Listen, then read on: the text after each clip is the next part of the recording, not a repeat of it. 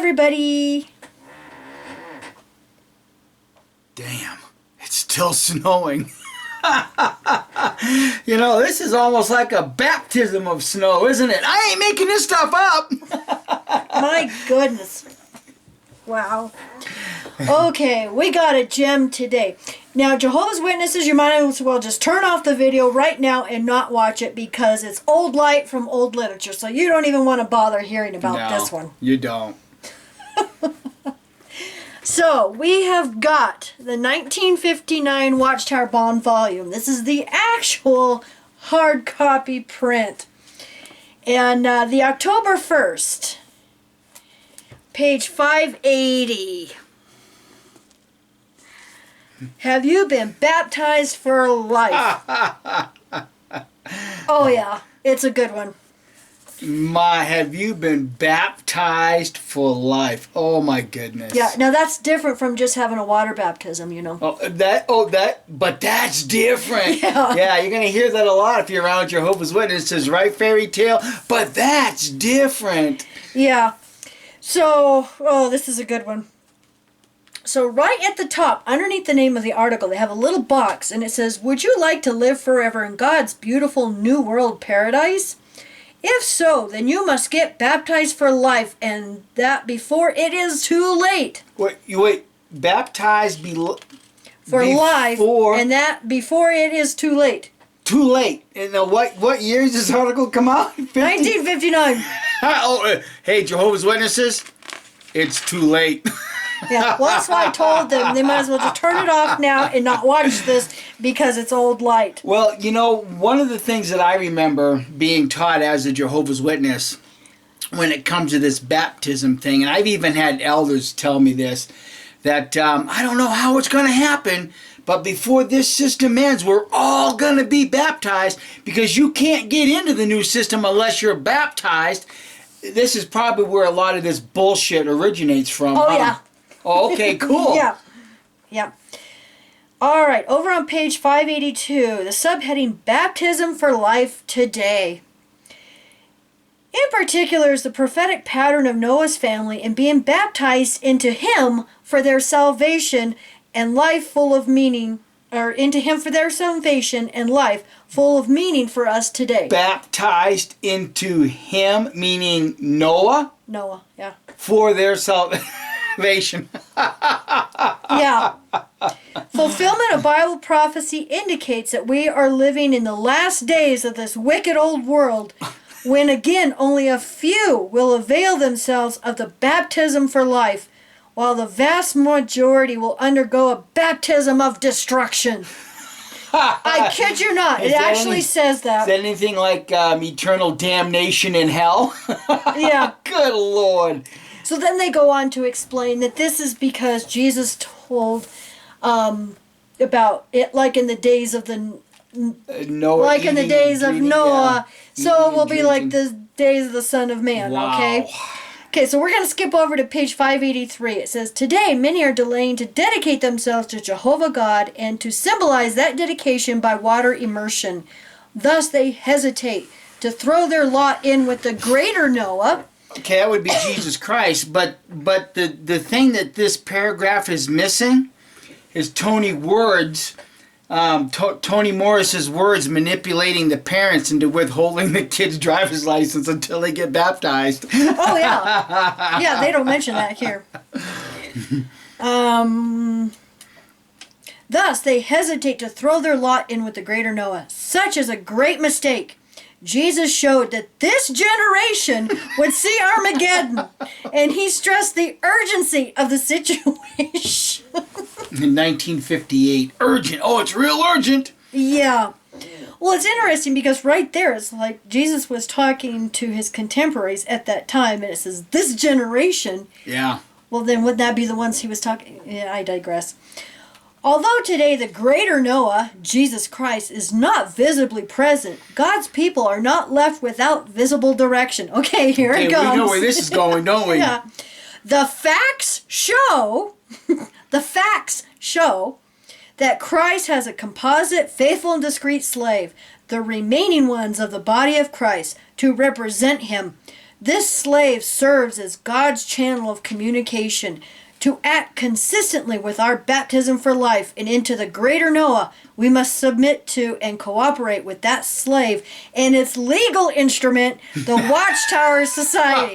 Now, not only does your baptism become a spiritual recognition with God, now it becomes a legal instrument with God. Okay, so we're going to skip down to the subheading, a new system of things.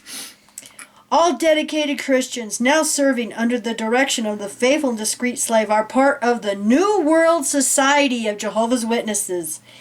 Sound familiar? New World Order? New World Society? Hey now! Freemasons! Yeah, actually that is a Freemason term, isn't it? Yeah, that's why they don't use it anymore. Yeah.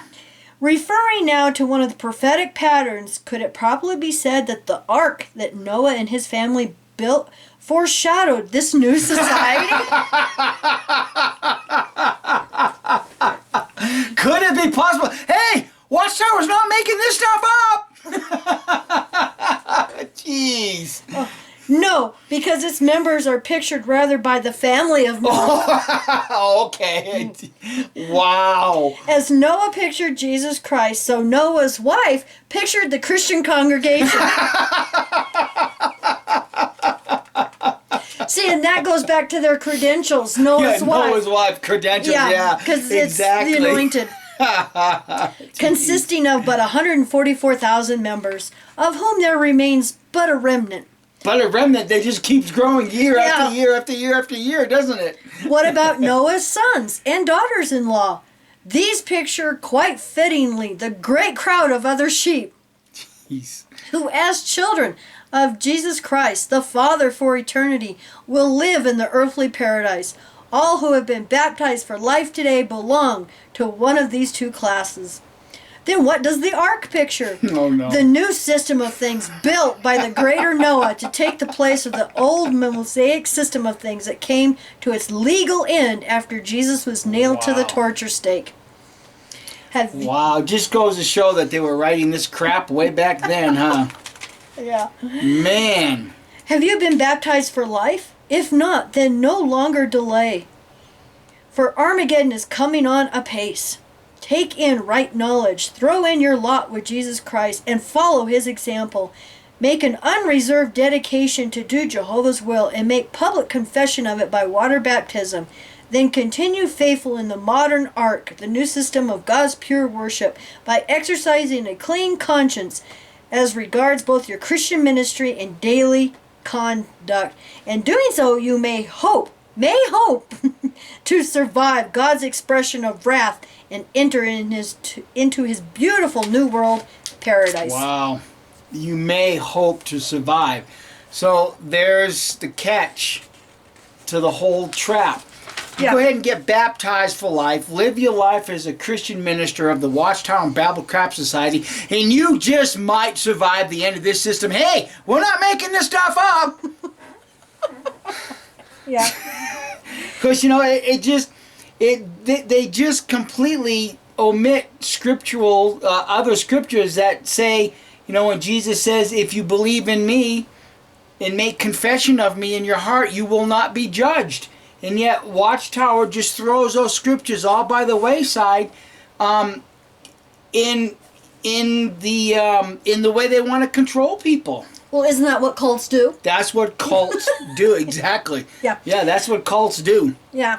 Now, I just happened to turn the page to see if the article continued, and the article after it, I just started laughing, and he was wondering what I was laughing so hard about. This is what it is called. Finding the truth that makes men free. Wow. Yeah. And it's interesting because now that we've been out and looking back, it's like everything they're claiming here is what we say. Now. As apostates and contentioners for Watchtower. So there's just a couple of paragraphs here that I just want to share with everybody. It's on page 584. Men and women who love what is right do not like being slaves to selfish, wicked men. They want to be free to do all the good that they can. The creator of man in righteousness wanted man to remain free to do good and to glorify his creator. For thousands of years since man's appearance on earth, ignorance and religious lies have been used to make men slaves to greedy, oppressive men and organizations. I'm sorry. I'm sorry. Only Robert Tilton could make this shit up. Or the Watchtower Bible Tract Yeah. Society. Or, yeah, a real close second, huh? Yeah. Yep. And religious lies have been used to make men slaves to greedy, oppressive Wow. men and organizations. Organizations. The Creator's time has come to set men free. He is sending out His truth to lift men out of ignorance and to free them from the lies that keep men in slavery. Funny, I thought that was the internet. Yeah. His truth is now out to make all lovers of righteousness free. No power on earth can now prevent its triumph. Freedom-giving truth is universal. Truth, like the facts of proved science, is for all mankind. Truth does not belong exclusively to Americans, to Russians, or to peoples of other national groups. Truth is progressive, it enlightens, and it results in blessings for all. Truth brings its lovers together, it unites. To the contrary, hiding the truth or refusing to learn the truth holds back true advancement.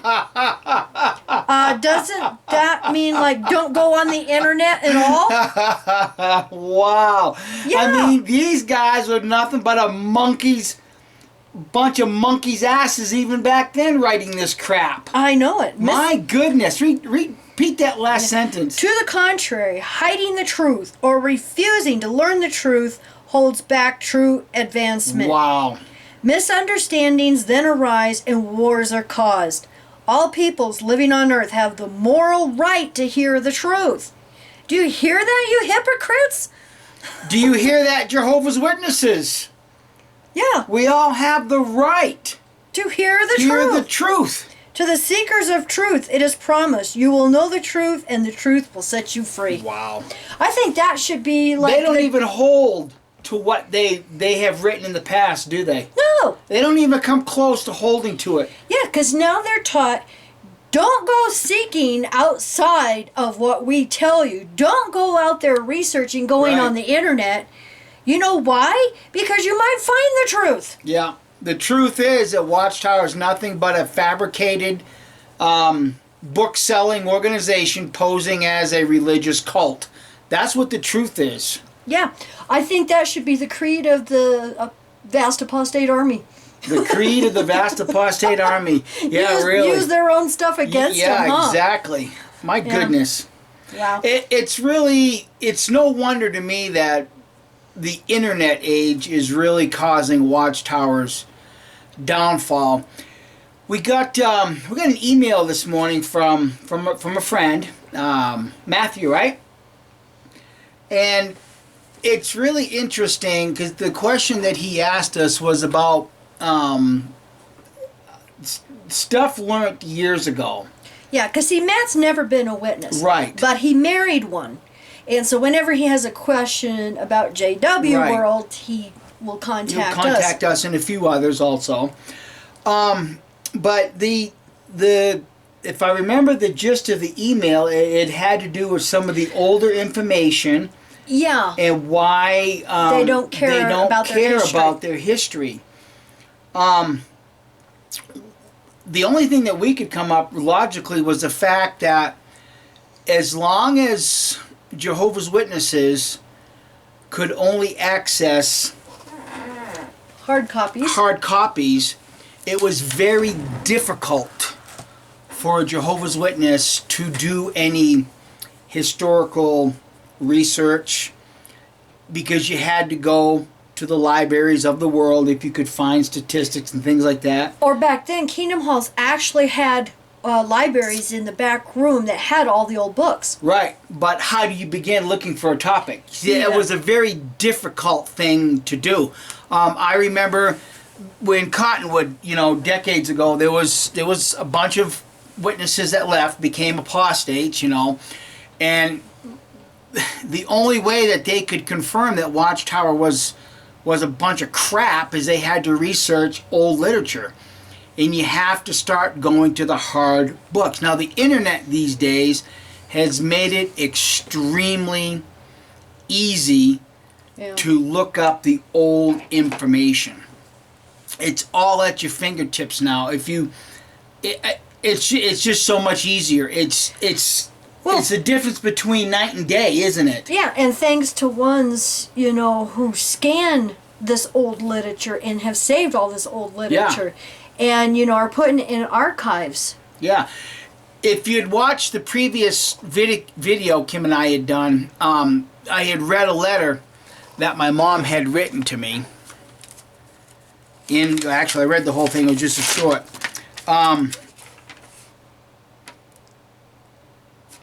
Let's see. Let me just collect my thought here real quick. That train has left the station. Yeah, that train's left the station. Well, anyhow, I decided to write. I decided to write her a letter in response, and basically, what I went from the perspective I went to was this thing that you were raised in a home and taught to believe in God. Yes, I was raised in a home and taught to believe in God. You were also raised a Catholic. Yeah, exactly. For a while, yes. But, so she can't use that. Yes, but what I've done is in this letter, in my response to this, I went back to that 1947 Awake regarding excommunication and how Watchtower shows that the origins of excommunication are in paganism. And we all know that Jehovah's Witnesses, view anything as paganism is going to be destroyed by God at the impending Armageddon. The difficult part with using such old literature, and especially in my mother's case, she's not 100% computer savvy. So unless their Kingdom Hall happens to have the library of old literature, oh, wait a minute. Haven't all the Kingdom Halls been getting away and doing away with the old literature? That's by design, folks. They don't want you They don't want you going back because they don't want somebody like my mother reading an article in 1947 where Watchtower shows the excommunication policy is not only biblical, not only non-biblical, but it's also a pagan practice. So for me to use something like that in a letter to my mother is pretty much pointless unless I have a photocopy of that article, which is what I've done. See, Jehovah's Witnesses in this day and age don't readily have access to the hard copies of Watchtower's literature. And it makes research difficult for them on a personal level, and the only way they can do any type of research is on the internet. And unfortunately, for most of the research that is available out there on the internet are from ex-members whom we all know they're told and warned to stay away from. Well, I think, that's why the witnesses now, it doesn't matter what was done in the past, their history or anything else. It's like we're moving on from right here forward. So it's like they're trying to do away with everything prior to the invention of JW.org. If it's not on JW.org, it doesn't matter anymore. Yeah. And it doesn't matter their history. Yeah, but the problem is back when the days these articles were written for Jehovah's Witnesses, it damn well did matter. Because it separated families back then as much as it does now. Only today the practice really seems to be almost in epidemic proportions, doesn't it? Yeah. Yeah. And before I forget, I wanted to say, it's not really it's kind of like a little clarifying. In one of our videos from last weekend, we had made the statement that Russell just read his Bible and learned the truth. But I was only mocking it. I know. I was only mocking that. They learn the truth by reading the Bible. Well, that's the response that you get from most witnesses. So that's why we said it that way. Well, yeah, because it comes right from the Proclaimer's book, right? If I remember reading that right. Well, Later in the history, they say he started later reading in the history, and okay. started having the. But see, prior to him having these Bible student studies, Right. he did a lot of other research. So we want to thank Deep Throat because he was kind enough to do research on this and send us the information. Whoa, wait! It comes from Deep Throat. Hey, dude, Deep Throat. Did you not understand I was mocking it? Yeah. No, I know you. I know you knew I was mocking it, but the information you brought back was just priceless. Yeah. So this is, there again, hard copy. Yeah. The Proclaimer's book. And what's interesting is a lot of witnesses, you say the Proclaimer's book, and they're like, huh? What book? Yeah. Yeah. So on page 42, Proclaiming the Lord's Return, they start telling about Russell's history. Well, over on page 43, be the third paragraph down, right above the subheading, it says, turning away from church creeds and searching for truth, Russell examined some leading Oriental religions only to find these unsatisfying. And then it talks about him going and getting involved with the Second Adventist. And then when he got involved with the Second Adventist, it sent him to study the Bible more zeal and with care than ever before. And I shall ever thank the Lord for that leading, for though Adventism helped me to know single truth, it did help me greatly in the unlearning of errors and thus prepared me for the truth. So he had influence from other religions. Right. And then, of course, they started the Bible study classes. Says, as they researched the scriptures, a number of things became clearer to these truth seekers. This is interesting. Over on page 45, in the first paragraph, it says, Russell wrote, we felt greatly grieved at the error of Second Adventists who were expecting Christ in the flesh and teaching that the world and all in it, except Second Adventists, would be burned up. So obviously they got that teaching from the Second Adventists that only Jehovah's Witnesses will be saved and everyone else is going to be burned up. Like we just read in that article. Yeah. And then they go on with the subheading of influence of others, how there was all these influences. So he was not given the truth. No. So thank you, Deep Throat, for, the research on that.